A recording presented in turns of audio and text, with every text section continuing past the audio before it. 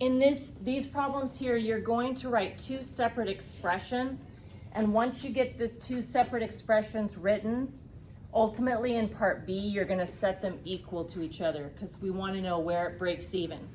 So let's run through here. We have two airplanes. The word altitude means how high the plane is off the ground. So if a plane has an altitude of 300 feet, it just means it's 300 feet above the ground right now. Plane A has a starting altitude of 1,300.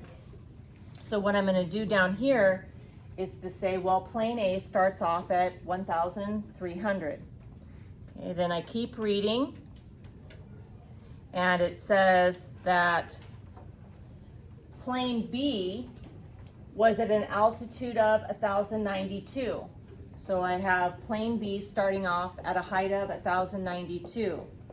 Then continue reading, and it says that plane A is gaining altitude, so it's going up at 17 meters every second. So it's right here right now, but 1 second later, it's up another 17. 2 seconds later, it's up 17 times 2.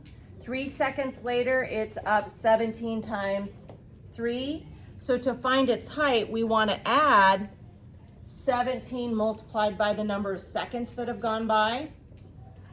Okay, similarly, for plane B, it says it's gaining an altitude of 21 meters per second. So it started off at 1,092. 1 second later, it's 21 meters higher. 2 seconds later, it's another 21 meters higher. 3 seconds later, another 21 meters higher. So we want to add 21 multiplied by the number of seconds. These expressions, they give us the airplane's height at any given moment. So if I were to substitute in 0 seconds, 17 times 0 is 0. If 0 seconds went by, the plane is at 1,300. If 1 second has gone by, 17 times 1 is 17. 1,300 plus 17 is 1,317 after 1 second. So part B says write an equation to show when the planes are going to be at the same altitude. So if they're going to be the same, it's going to be equal. This expression represents the height of A. This one represents the height of plane B. So what we're going to do is simply take these two expressions and set them equal to each other.